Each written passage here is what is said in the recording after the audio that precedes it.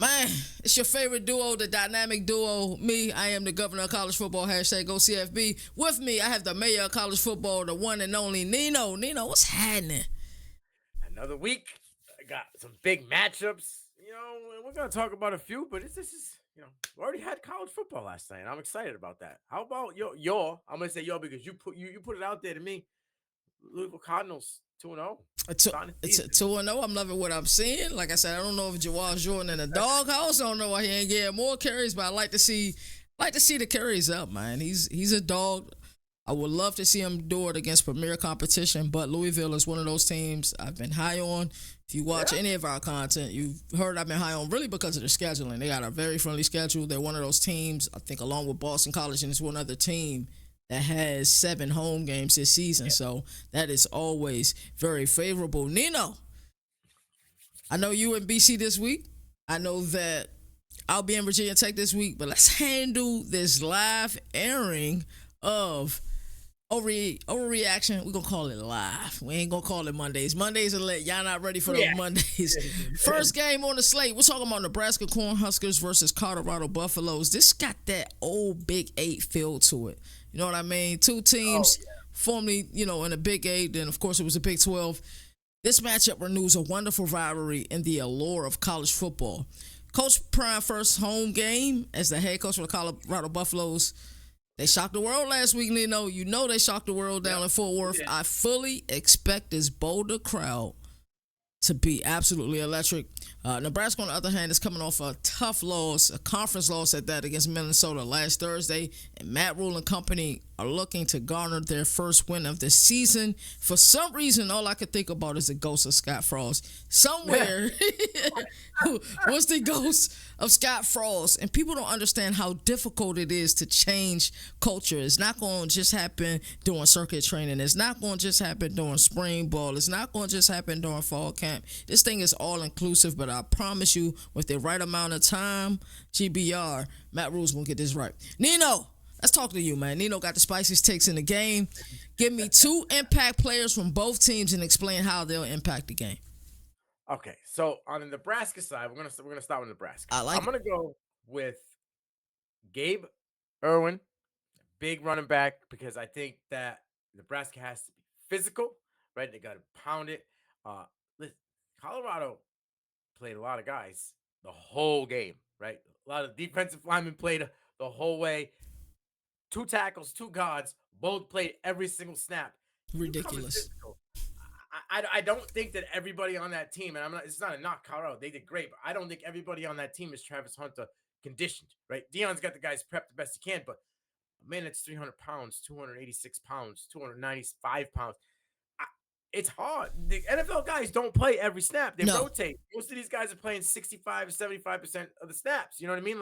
Let your Micah Parsons or Nick Bosa. You're just freaks. Roquan, or Willicon from Jacksonville. But like, I don't know if that both sides of the line for Colorado will be able to take being physical. And God forbid that there's an injury to any one of these young men. I think the ground and pound for Nebraska is going to happen because we've seen, TCU the gentleman put up 164 on 14 touches. Trey Sanders had 3 touchdowns and 60 yards with an injury where he missed a couple snaps, a couple plays there. So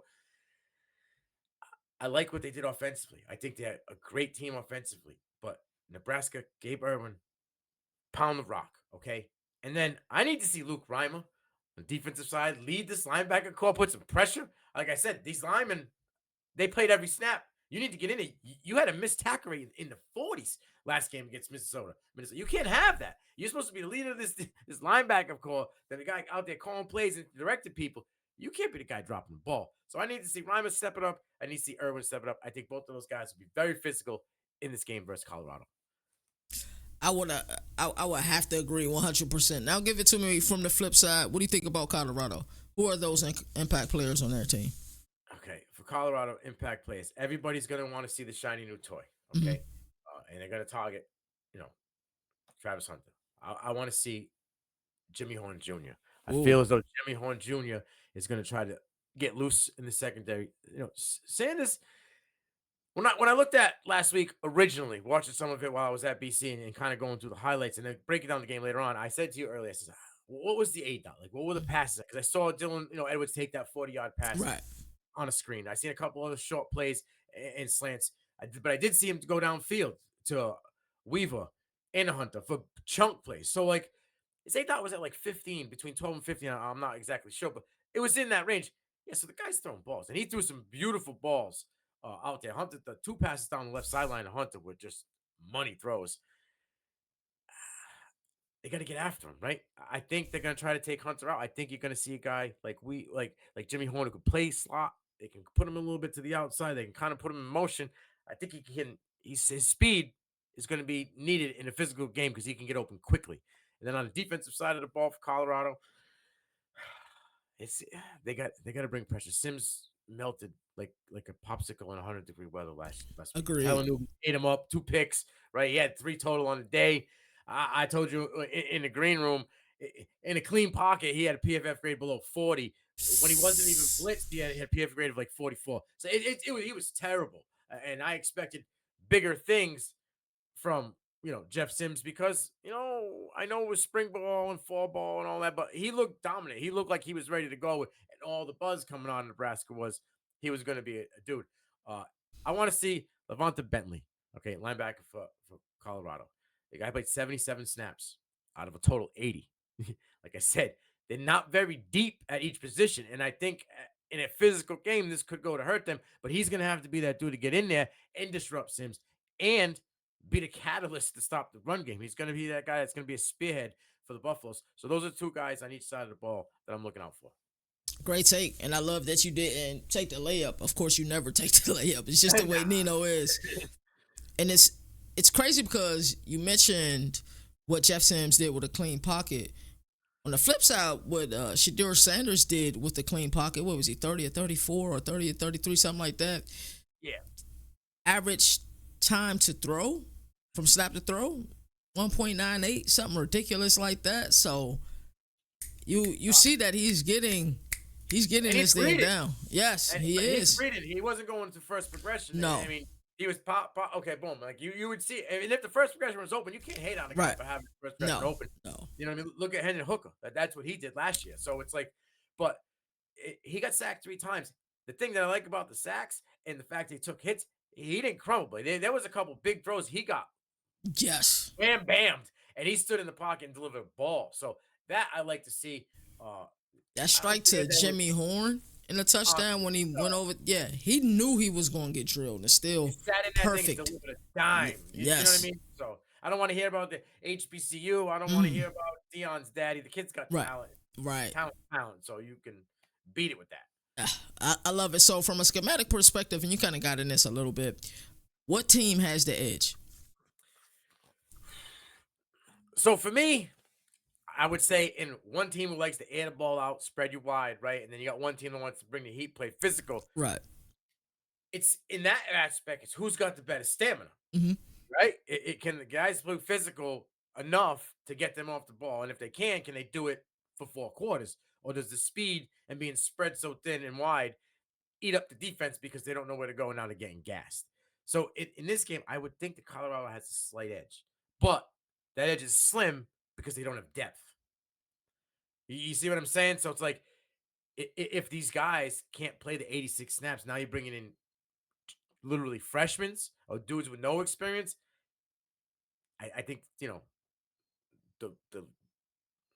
seniors and juniors and leadership in Nebraska's defense is going to come in there and they're going to have it. And it's really close, but give Colorado the edge because of, like I said, speed and spreading it out.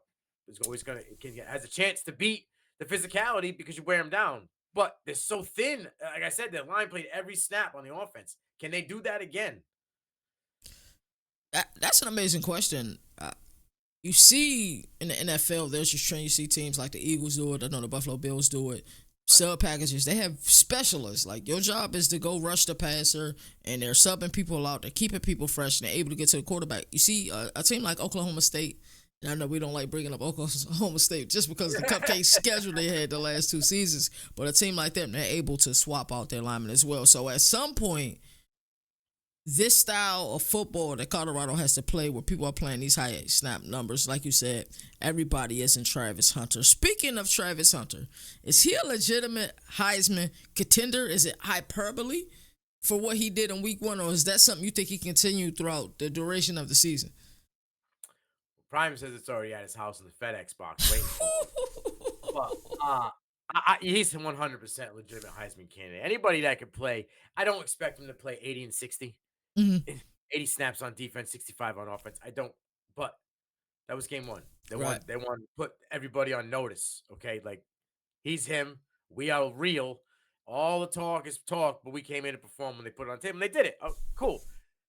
But for the kid, like I don't know if anybody can withstand that. That's a lot on both sides of the ball. I think you might see the offensive side dwindle down to maybe 40, 40, 45, 40 snaps instead of 60 to 70, and use him, in certain key situations. But he's going to be that dude on defense. I hate this comparison, but he's the closest thing since Charles Woodson. Hey, Now, what did Charles Woodson do? he won the Heisman, man. he absolutely won the Heisman. So And he didn't play anywhere near the amount of that snaps, amount of offensive right? snaps. Right. He may play 100% defense. There was no way that Charles Woodson was playing 75%, 80% snaps. No, I don't even think it was maybe 30. I was about to say I don't think it was close to 50. So yeah, 30 is a fair number. So you kind of alluded earlier to the keys to victory for Nebraska. Can you re-go over some of those things that you think is the keys to victories for them? Physical, wear him down, run game.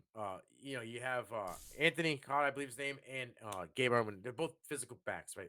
Pound the ball. You can run RPOs with Jeff Sims if he can find, the red and white target and not throw to the other team. Right. But you have the option where you can run an RPO, you can roll him out, you can extend pockets, extend plays, and nobody can. They say it's hard for a DB to cover somebody for more than 3 seconds. So if you can roll out and have them bite on the play action, and then you'll roll out and extend the play to open field, I think that's going to be the game. And if they have success early, can Colorado have enough gas to come back from that, right? They came back at TCU, right? It was a shootout.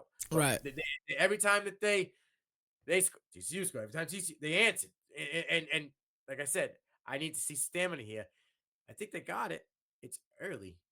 But I think the keys to the Colorado victory, wear them down, spread them thin, and just keep doing you, because if it ain't broke, you don't fix it, right? Like TCU was known as a physical defense Right. last year. Get after the ball, turnovers, right? Getting your hands in it, pass breakups, pressuring the QB. They lost some key pieces. They still had dudes. Don't get me wrong. I know they only returned 9 total starters, but there were guys who played a lot, 50% snaps last year because they rotated a lot of guys as well. They got burnt pretty much at every field of the defense, every level of defensively, and they got after Jador, but they still got burnt.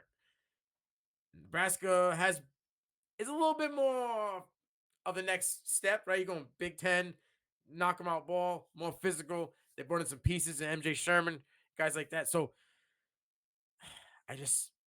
Colorado's going to have to, you're going to see Shador probably, if they win, 400 plus. Wow. I love it. So that's their game. That has to be their game early. And I said the stamina, but it's week 2. I don't know if week 4 and 5, when they see USC and Oregon, if that stamina is going to work. Can you imagine the billing that Oregon Colorado game would get if Colorado is somehow able to win this game versus Nebraska? They should beat Colorado State, but games are played on Saturdays and Fridays and Thursdays for a reason. Both teams probably looking at both teams being 3-0 headed into that matchup. Oh, ESPN will love it. So let's get in. Who you think will win? Colorado, last I checked, was a 3-point favorite for this game. Who will win and why, Nino? Well, so 3 points is nothing if you're the home team. Right. That means it's a push, pretty much. The friends out west are scared. Yeah, the odds makers are scared. We know what it is. You got Matt Rule, and like you said, instantly people start saying, "Oh, Scott Frost," because they caught an L. Right. The rip. So they're seeing something common that they saw last year. Right. I understand that. Rome wasn't built in a day. No. They're there was a lot of transfers. Nobody knows more transfers than Colorado, but he brought a lot of his own people. Don't get it twisted, in his scheme and stuff. I feel like it's a Cinderella story right now, and give me Colorado by 4. I'm with you. I'm definitely taking Colorado. I think they'll win at least by 4 as well. We're about 30 seconds away from your kickoff. We're going to send you out to Boulder, Colorado for this exciting game. You all have a good one. For the governor, KT, me, and then for my guy Nino, the mayor of college football, you all have a good one.